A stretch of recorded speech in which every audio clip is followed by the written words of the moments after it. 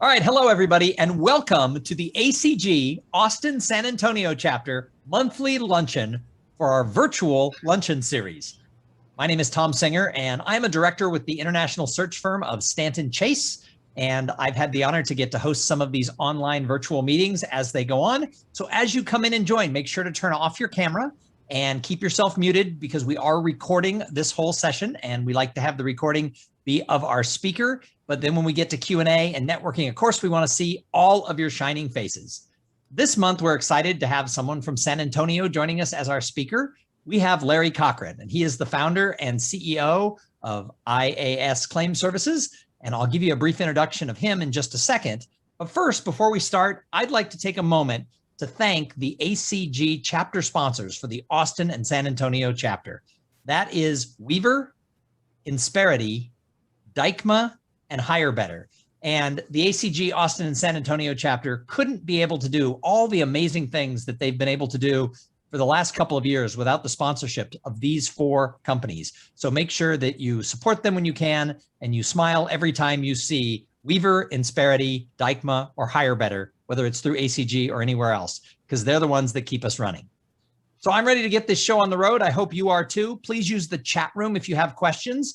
And afterwards, we will open it up for people to come on and ask questions via their cameras and things like that. I'll monitor the chat room and ask Larry any questions that you want to do that way. But as soon as he finishes, we'll go to cameras on questions for that. So today we have Larry Cochran. And what he does is he finds extraordinary talent and he lets them go out and do their thing. He gets out of the way and lets them succeed. He gives them that ability to be their best, and he's always working on new projects. Even as the founder and CEO, he thinks it's okay as the boss to be in the background. He works in the insurance claims technology businesses. He is the CEO currently of 2 of his 3 companies, and he has a CEO running the 3rd one, and he'll tell us all the rest. But at this time, I would like to welcome and turn over the stage to Larry Cochran. Larry, welcome to ACG Austin San Antonio. Okay, thanks, Tom, for that, and thanks to the ACG ASA for having me today. It's a real honor, and it's especially an honor to have so many people taking time out today to hear what I have to talk about. I was thinking of kicking today's talk off with a funny joke, but a pandemic joke. But I decided that being in the insurance industry, that's a little too risky for me, so I'll spare you that. I titled my talk today, although I wasn't asked to do that, I titled it, Embrace Your Threshold of Incompetence. And this really kind of goes back to what Tom was saying earlier about what I like to think that I do for a living, which is finding great, talented people and letting them loose. Today, first of all, I know that we have kind of a mixed bag, from what I understand, of folks in the room. We have some fellow entrepreneurs and operators, maybe some VC, PE, iBankers, attorneys, then maybe there's some normal people in here. I'm not sure because it's kind of hard to tell. I hopefully I can bring you to the edges of your home office chairs or your couches while you're sitting in your PJs eating your lunch today. So currently, I actually, as Tom alluded to, I do own 3 different businesses. The first one is IAS Claim Services, and it's a company that I acquired in 2006 out of Dallas, Texas. It's a late stage growth insurance claims management company.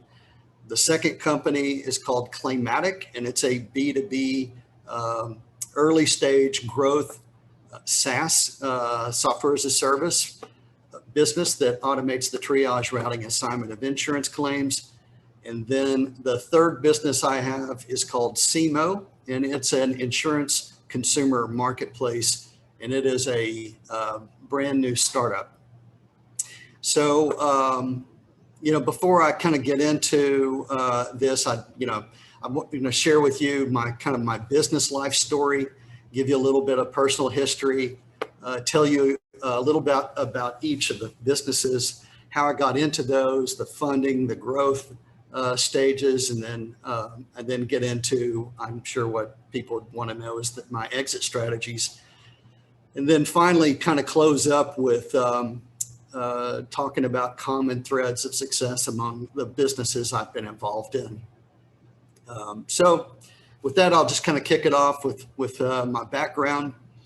I was raised in rural West Texas, and I had a father who was an entrepreneur, did not go to college. He started out as a car salesperson, and then he moved into owning eventually multiple motorcycle dealerships in Austin, San Angelo, and Lubbock, Texas. While he was doing that in the 70s, I did everything from building bikes to being a mechanic, part salesman, and mopping the floors, you name it. When I wasn't doing that, I was throwing newspapers, mowing yards, selling greeting cards door to door, whatever I could to scratch up some bucks to take care of whatever I needed. The allowance wasn't a big thing at my house. So anyway, that's kind of where I started, and then eventually worked my way to A&M, where I got my finance degree. Eventually received my CPA while working for two different consulting firms. Both of those were primarily Arthur Andersen spinoff, and in an Arthur Andersen business consulting group. So while I was there, I worked primarily on distressed businesses and those that were in big time commercial litigation. So I did that for the better part of about 10 years, and it was a great learning experience for me, and that's really what I was there for. And I always wanted to be operate my own businesses, and what I found working with distressed businesses was it was just amazing to me in every industry and every business how relatively simple it seemed to be to make a buck, but also how hard you had to work to really mess things up. And I saw a lot of that in my career. And so I got a lot of great lessons doing that. And I guess that's where I got my inspiration to go out on my own. And I did that. We moved from Philadelphia to San Antonio in 1998.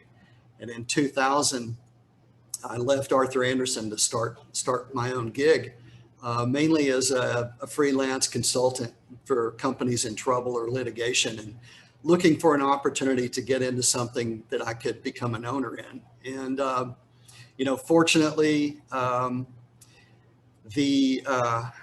was a lot going on, and I think probably some of you recall what happened towards the beginning of the first quarter in 2000, which was the dot-com bubble burst. And there was also something that was impacting Texas for a long time, which was the oil and gas industry was way down because of the commodity prices being at historic lows. So I landed my first solo account, which was an oil and gas company headed into bankruptcy. And I wound up helping that company emerge from bankruptcy and then becoming the CEO and getting ownership in that.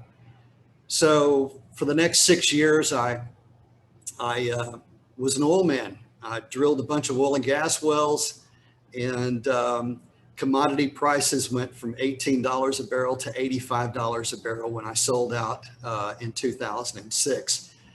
So, it made me look really smart, a lot smarter than I was or I am. And it was a ton of fun, learned a lot more than I had in consulting, kind of really being in charge of my first business.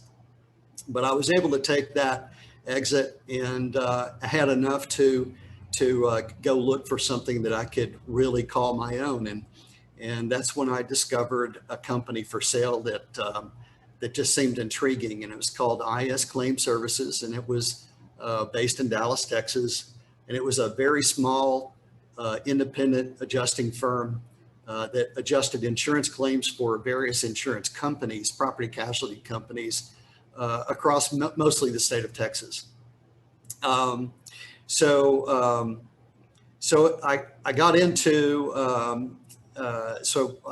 once I acquired IAS, and the first thing, I guess, for some of you may be interested, how did I do it? I actually executed kind of a crazy LBO. I leveraged over 90% of the acquisition through senior bank debt and then seller notes. It probably seemed a little crazy at the time, but it worked. And a couple of years into owning IS, I guess it was about 2008, I was needing, things were running a little thin to execute some growth strategies that I really wanted to pursue. So I went out to seek some outside capital for growth support, and I brought on a family office, and with that investment of a little over 1.5 million, I was really able to start doing some things to grow the business. And what I saw coming was an opportunity to scale using technology and then expand geographically as well as with additional customers. So I did that for the next several years. I paid off all of that debt.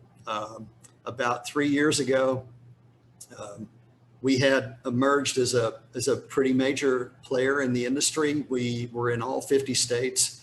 We were enjoying substantial double-digit growth every year. And so we did a recap to give myself, a few small interest owners, and then the family office kind of an interim reward, if you will. And at the same time, I hired a CEO. And the main reason, well, there were a couple of reasons why I hired a CEO to replace myself. And one of them was I had explored the opportunity to sell the company to either private equity or a strategic buyer. And what I discovered was all of them that were interested wanted me to stay on for several years.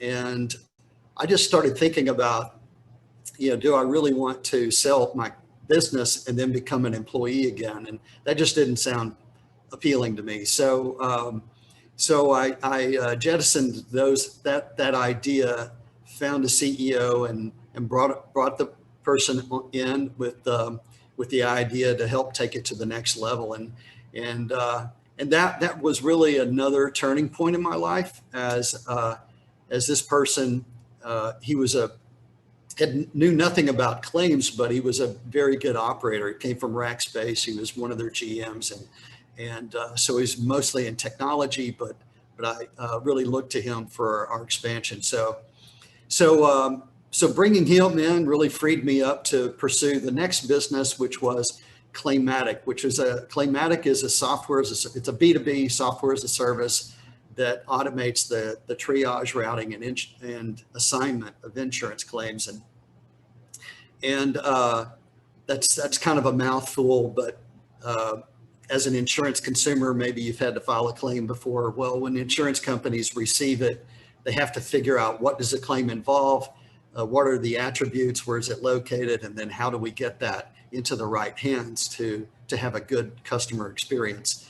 And so really that's what this software does, is kind of think of it like a plug-in Uber for insurance companies. And so that technology was developed in-house at IAS to help us scale our business. And we showed it off to one of our big customers, which is a big, well-known, top 3 property casualty company in the US. And they liked it, what we were showing them, and how that was going to make us a better vendor for them, so much that they asked if we would license the software. And that's really when Claimatic was born. We retooled the software to be a SaaS, and then spun it out of IS about 5 years ago. So having hired my CEO at IS, I was able to go and focus a lot of my time on Claimatic and really start trying to build that business up.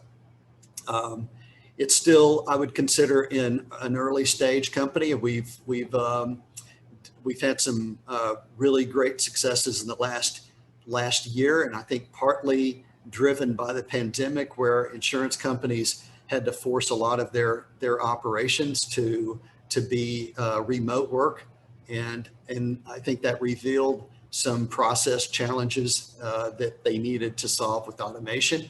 So it's helped. I've also, like I did with IS, upgraded the management team and brought some new sales leadership in and some operations folks. And so it's in an exciting stage of its life cycle right now. We're probably going to be doing our first bringing in new capital, fresh capital for the business. We've been bootstrapping it up until now, but it looks like for the next stage, we're probably going to bring in outside capital again in the next 12 months or so. So after bringing in new talent to help run Claymatic, I kind of got a little antsy again and started thinking about an idea that just kind of bothered me as a someone in the industry, and that's about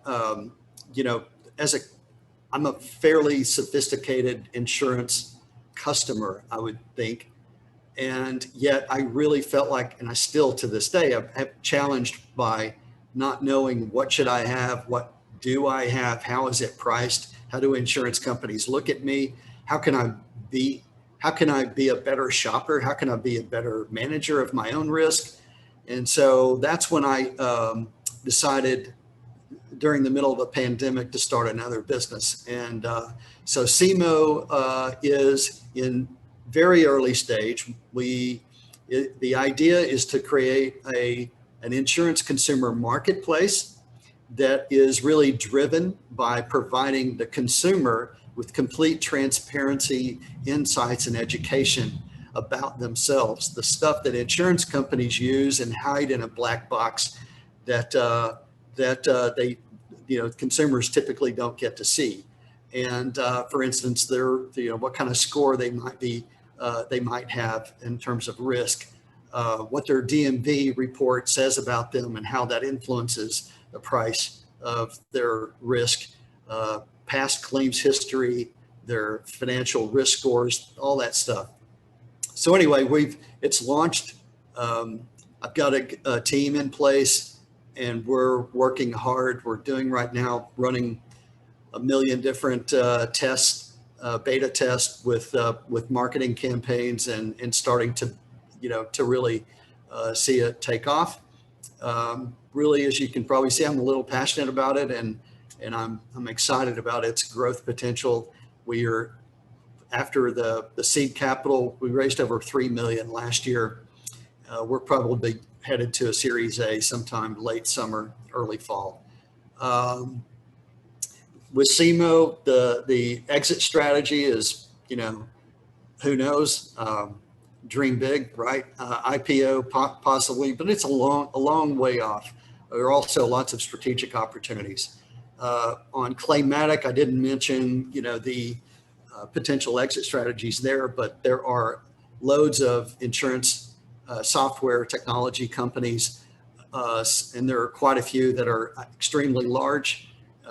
We feel like we've carved out a pretty interesting niche with a lot of strategic value that eventually I think someone would like to plug in to amplify their offerings to their customers.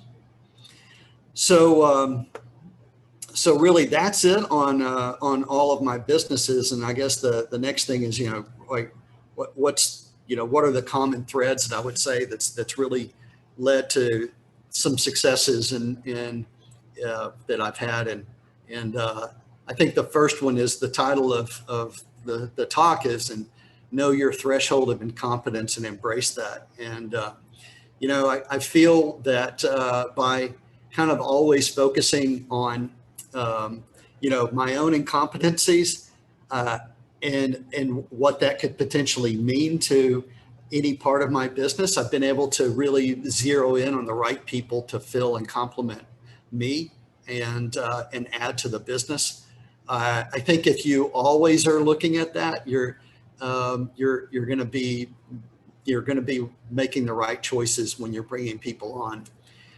The other is I learned this from my days in consulting, is really run your business like it's always in trouble. If you do this, what I find is you're always going to have an edginess about your business. You're always going to be outfoxing the competition, and you're going to stay hungry. So it's really important to kind of have that. I mean, I think in all of my businesses, I really think that's a great way to go. And then vision, mission, and values is so important. You set these things, and then you really live by them, and you hire people that fit within those. I mean, you can't force people to adopt to those things. You really have to find the right people that really embrace that with some kind of zeal. You can't just hire smart people and turn them loose. I hear about people, a lot of mistakes that people make as entrepreneurs do that. They feel like all they need to do is hire the right people and then walk away, go to the golf course. And you can't do that. You've got to have this framework that people work in. So it's really, once you get people to understand the decisions they make, that as long as they align to the vision, mission, and that they check off the values, then they can run as fast as they want to run and do what they really enjoy. And then the third really important commonality, I think, is embracing and celebrating failure.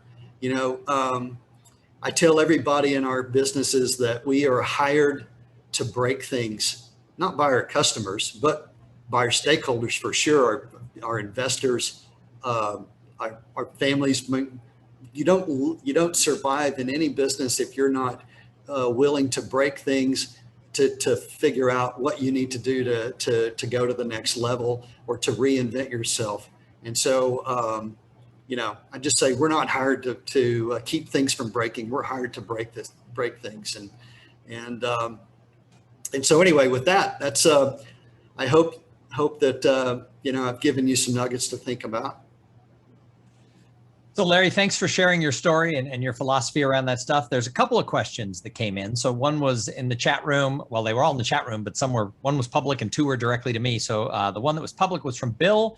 And he said, for your 3-bit businesses that you mentioned, as you look out towards an exit, what is your preferred type of exit for those companies? I think the number one thing in an exit for me is what's best for my customer first.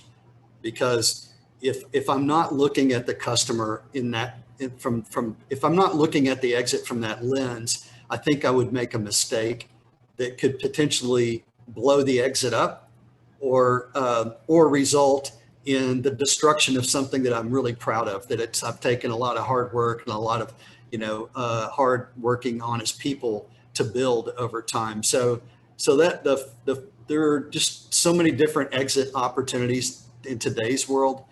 And so, but it's either, strategic buyers in some cases, it's private equity, financial buyers in others, to create a platform opportunity to expand and do an M&A strategy down the road.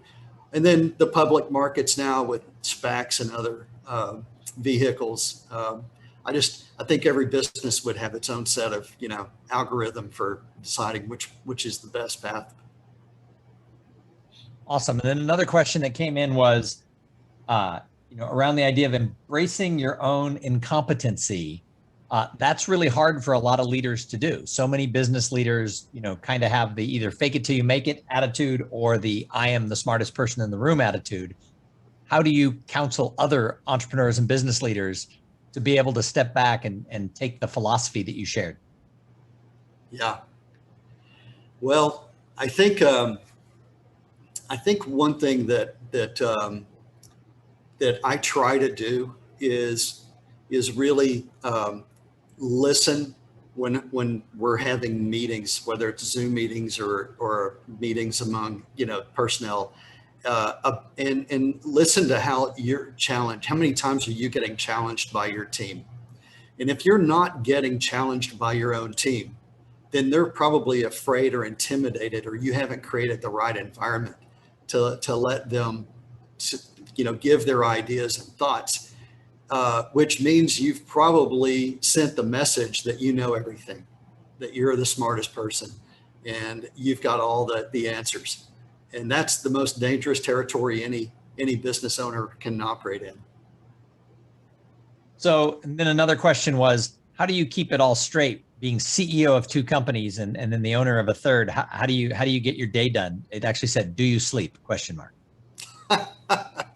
Yeah, I sleep pretty well actually, and it's really that I have a few metrics that I know when the businesses are in their white lines that we've set up. Usually, if you plan right for for growth and for aggressive growth, then you look at what are our signals that are telling us if we're on track, if we're off track. Anything in between, I really don't pay any attention to, because that's a lot of wasted energy on my part. And the other thing about a CEO role, and I think the title just some people get carried away with it, but really if you're doing your job right as a leader in business, you need to be hiring people to execute on today, tomorrow, and this year. You need to be focused on the next 5 years. And I learned that through some mentors, growing up in business. But if I look at my plate and I've got a bunch of meetings set up and a bunch of tasks that I'm working on that have something to do with today's operation, this month's results or next month's, then I know I've got the wrong things going on, because that's the recipe for disaster for the company long term. You've got to have somebody looking out ahead. Awesome. So while we're waiting to see if anybody would like to unmute themselves and turn on their camera for a question, there's Patrick right there. So Patrick, go ahead. Hey, welcome. Hey, Larry. Hey, Patrick. Good to see you. Good to see you. Thanks for sharing with us today. Could you talk in more depth? You talked about the importance of mission, vision, and values, and I'd love to hear more what those are to you and to your companies. Yeah. No, that's great. So when we're looking at the mission is really, why are we here? What's our grand goal, for the company? Are we here to, be the best, insurance claims processor? No. It needs to be bigger than that. You've got to have something that engages your team to rally around. So it's moving people's lives and being a kind of a rescue operation. So, when we think about in our claims business, it's really about we are there at a time of crisis for somebody. And we need to think of ourselves as first responders in crisis management and have lots of empathy and professionalism. So then on vision, it's really about, how are we going to get there? And these are the things that we want to do. We want to be the most innovative. We want to be the considered the go-to firm for anyone in the industry to come work for because of that. And we want to have this great environment. And then on culture, it's really that code where you just lay out the 3 or 4 things. There's one, like CMO right now, my latest venture, we have one value, and it's honor. And that's all we need to know. Honor, what does that honor mean? It means honor our customers, honor our employees, honor our investors. And what does it mean? Each one of those people can, if you've got smart people, they can kind of translate, what does honor mean to a customer? That means, respecting them in what way? Not treating them as if they're, everything and they're not, intelligent. Treating them knowing that their time is precious. And so you want to not waste it. So, things like that. I just think that once you get people wrapped around those 3 things, again, smart, ambitious people, you can just say, hey, look, as long as you're in those guidelines, you're free to make decisions and run fast. Yeah, I think you're onto something there. Yesterday, I read an article about what Warren Buffett looks like, and his number one thing in people is integrity, which sounds very much like your honor. So that's the most important thing. And he also talked about energy and intelligence. So it sounds like you're hitting on all three with Warren Buffett. So Wow. He's in good company. Are you? What, is he reading my mail, Patrick? Oh my gosh. Yeah. Thanks for your question, Patrick. I appreciate that. While we're waiting to see if someone else has a question, one came in the chat room, and that is, Larry, on the call right now, we have a lot of people who are from service provider companies, real trusted advisors, bankers, lawyers, executive search people, other consultants, and people who help companies. So as a CEO, what do you look for in those advisors that you select? Because all of those are super competitive industries. Who do you look for, and how do you sort out what you want from them to be chosen to be in those roles that you need to run your company? I tell you what, this is the one thing that the technology is not going to disrupt in my world, for me personally, and that is it's about trust and relationship building, and you know, I'm really looking for relationships where I know that they've succeeded with others before me. I'm not the test dummy for what they're trying to do, and B, that those that they have worked for, they can just say that I've had this person recommend me go a different direction, even though it would have been in their best interest financially for me to use them for this piece of advice or that piece of advice. So I really try to look at that, and I really truly, I mean, in all of our businesses, we do look for culture fit. Does this provider or does this person align to our core values?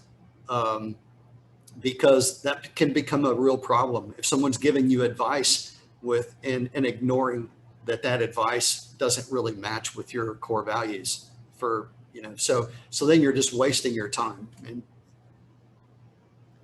Awesome. Does anybody else have a question? If you want to unmute and turn your camera on and ask Larry a question, give it a couple of seconds. There's another one that has come into the chat room, so I'm waiting to give somebody a chance on video. Anybody? All right. The other question that came in via the chat room was, can you give a couple of examples of businesses that you've seen that have gotten into trouble, and what are some of the key reasons that they got into trouble?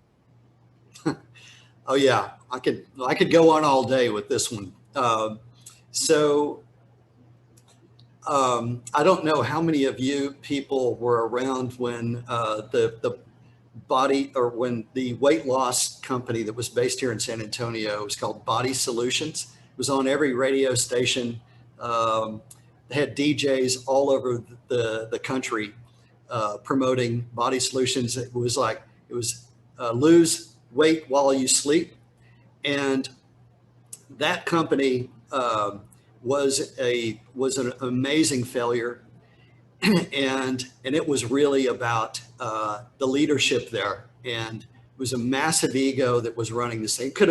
It was I believe we did some polling. I actually was brought into that business to help run it out of bankruptcy, and I was brought in after I brought the oil and gas company out. Anyway, it was I brought someone on board to help me on the financial side of that, who actually interviewed the CEO for a CFO position a couple of years before it filed bankruptcy. And the CEO told him, "Why do I need a CFO? I've got three already, me, myself, and I." And that just said it all to me about what happened to that company. And then, you know, I've seen others where it's just the owner just takes their eye off the ball and starts like using resources for their own personal, fun or gain or whatever. You know, I've seen them where they start chartering jets and flying friends all over the place. And when you start seeing that, that's kind of hard to build a culture of success around. I've got more stories than we've got time for today. Well, awesome. Well, if anybody else has a question, now is your chance to turn on your camera and ask Larry. I don't see any more in the chat room, so barring someone turning on their camera, Larry, first of all, I would like to thank you for giving us your time today and coming and sharing your insights and your story with the Austin San Antonio chapter of ACG. Thank you very much. Thank you very much, everyone.